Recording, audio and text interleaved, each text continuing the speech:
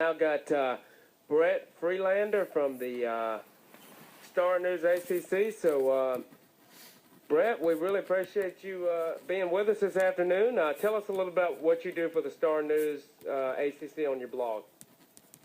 Well, I pretty much cover the four North Carolina teams primarily from the ACC, but the ACC as a whole for the Wilmington Star News, mostly football and basketball, although today I just went to a press conference for NC State baseball, which has got real high hopes. But I've been following the ACC for, it seems like forever. I used to work up in Maryland covering them, and then I've been down here in North Carolina for almost 20 years. So it's an exciting time right now with signing day this week, with basketball really kind of starting to hit its stride here, second half of the season, and then, of course, baseball coming up. I mean, believe it or not, next Friday, and then today is the first day of spring football practice for Duke, believe it or not.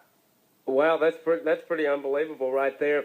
Well, let's with football, coming to an end Wednesday pretty much with signing day being over. Let's talk a little ACC basketball, and Okay. How was with the expansion. Obviously, Syracuse obviously has been really successful. I thought that Syracuse-Duke game is going to become a premier rivalry. Just talk about the year that the conference has had so far. Well, I mean, there are a lot of people that are outside of the quote-unquote geographic footprint who are going to call the ACC a disappointment, partially because of the hyperbole they were throwing around at the start of the season. Adding Syracuse, Pitt, and Notre Dame was huge for ACC basketball, but calling it the best conference ever was a little bit much. And the fact is, there are a lot of teams in the league who are in a rebuilding mode, and so even calling it the best league in the country this year was maybe reaching just a bit. Louisville coming in next year is going to really strengthen it even more. But right now, the ACC basketball season, you can kind of break the league up into thirds. You get the top five with Syracuse, Duke, Virginia, Pittsburgh, and North Carolina that are probably locks to get in the NCAA tournament. Then you've got the bottom five. Virginia Tech, Boston College, Notre Dame, Miami, and Boston College, who are not going anywhere. They're either at 500 or under 500, both in the league and overall. And then you've got those five in the middle. The Clemson, NC State, Wake Forest, Maryland, and Florida State. Those five right now will determine how the ACC is kind of perceived nationally. In how many of those teams get in the NCAA tournament? How many finish strong?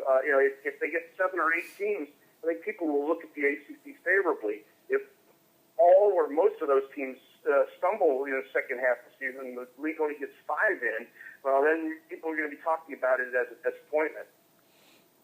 Right.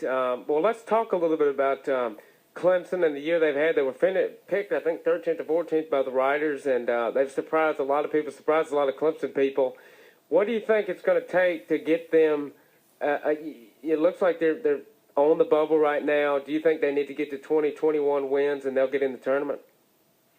Well, it's not like it used to be where that 20 win was the magical, number to get you into the field. It's strength of schedule, it's quality wins, it's road wins. There are a lot of factors involved. A lot of people are looking at the way Clemson's been winning, and it's been pretty ugly. I mean, the game against Georgia Tech the other day, I think, was the lowest scoring ACC game since the advent of the shot clock. But the NCAA Tournament Selection Committee, when they sit down in Indianapolis in March, they don't look at how you won. They just look at how many you won and who you beat. And Clemson's got a really signature win right now. That winning at Duke is starting to look better and better as they go along because Duke is now starting to get its act together, and that's definitely going to help. The other thing is, if you look at Clemson's schedule, out of the the 5 teams that I talked about, that middle 5 that's going to determine how the ACC is perceived, I believe Clemson has the most games remaining against the bottom third and the fewest against the top third, which it goes in its favor. The thing about Clemson is they don't have any bad losses yet, and if they can continue that, I think they get enough wins to get into the tournament. I'd love to see it, too, because I'm a big Brad Brownell fan. Being at the paper in Wilmington, he used to be at UNCW, and he's a really good coach who I think is a Clemson back into the mix in the ACC, and to get into the tournament this year would be a huge bonus because I don't think a lot of people thought that this was going to be the year it's going to happen. That if it was going to happen maybe next year. So I would say right now, as long as they can win the games that they're supposed to win, the ones against the Miamis, the Boston College, the Georgia Tech, the Wake Forests of the world, then I think they've got a great shot at having a happy ending of this season. I completely agree with that. That would be a huge success making the tournament for the Tigers this year. Talk a little bit about, once again, we're talking with Brett Friedlander from StarNewsACC and his blog there. Talk a little bit about North Carolina. Obviously, they've been up and down this year, beating some really good teams, but have had some really bad losses. And, and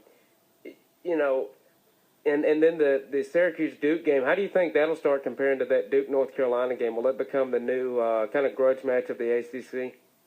Well, I liken it to the way Duke and Maryland was when Gary Williams was there, and Maryland was a top team when they won the national championship and went to the Final Four in 2000 and 2001. Nothing's ever going to replace UNC Duke as a rivalry. You have to be here in this area to just appreciate the hatred that they have for each other, and the fact that it's not just the two basketball games, it's a year-round thing. I mean, think Carolina-Clemson.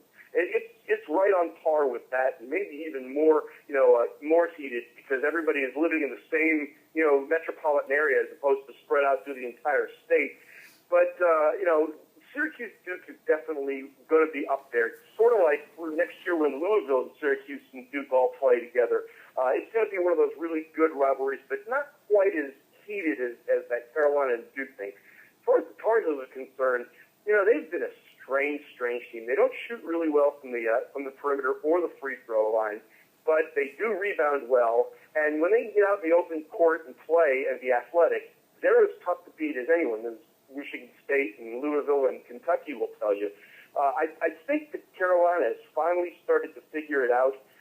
It took a while with the uncertainty over the P.J. Harrison situation, and then bringing Leslie McDonald back into the lineup after 9 games kind of threw everything off, and roles were kind of changed, and I think it took a good month for everybody to kind of get on the same page again.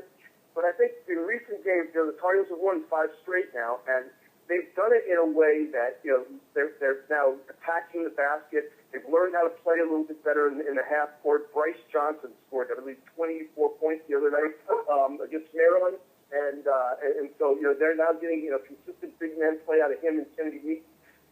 Saturday's game at Notre Dame, tomorrow's game at Notre Dame is going to be a real telling one for me for the Tar Heels because Notre Dame is a team that they should beat handily. But Notre Dame plays well at home, and the Tar Heels have a tendency to kind of let down in games that they're supposed to win when they're not playing Clemson and Chapel Hill, that is. And so if the Tar Heels can go up to Notre Dame and get a win tomorrow, I think they're going to be set up for a pretty strong run second half of the season. Definitely agree with that. They've got a lot of talent and really good coach, Roy Williams. And, what you want to do is you want to be hot when it comes to March and going into the tournament. So correct. I think they will win some games in a row there. But just tell our listeners a little bit about some intriguing matchups we got going this weekend in the ACC. And, we really appreciate your time. And we will keep getting you back on throughout the basketball season. With football being over, it's about time for it to be over. We're ready for some ACC hoops. It kind of starts to overshadow it a little bit. But just tell us about some good games this weekend, and we'll get you back on throughout the rest of the basketball season. Well, the matchup that I'm really keeping my eye on is the NC State-Miami game. It's another one of those like North Carolina at Notre Dame. And NC State really should win. They're the better team. Miami's not very good. But then again, NC State's also very young and has been kind of inconsistent. And playing on the road is always an iffy proposition. If NC State can win that game, that would give them 15 wins. I think they're in pretty good shape as far as getting into the tournament. Out of those 5 teams I mentioned, I think the 2 with the best shot are Clemson and NC State, just because of the schedules that they've played and the schedules that they have left. Another game that I'm kind of looking forward to is Maryland against Florida State, because it's a game in which both teams are kind of on the bubble. Both teams have really kind of been struggling, and both need in the worst possible way It's at Maryland, which is a very tough place to play. And so that's one that's worth keeping an eye on. I think that one will be a much prettier game than some of the other ones we've been talking to, because both of those teams are going to get out and run. And then, of course, there's the Clemson-Syracuse game. And, it's one of those house money kind of games for the Tigers. You don't expect them to win. It's going to be at Syracuse. But if they can win, oh, my goodness, what a bump they're going to get. And here's the thing about that game. While Syracuse is the better team, I mean, they're undefeated, it's the kind of game that can get stolen on the road because both teams are going to play incredibly hard defense. It's going to be a low-scoring game, and if it's a low-scoring game, it's not going to be a blowout because it just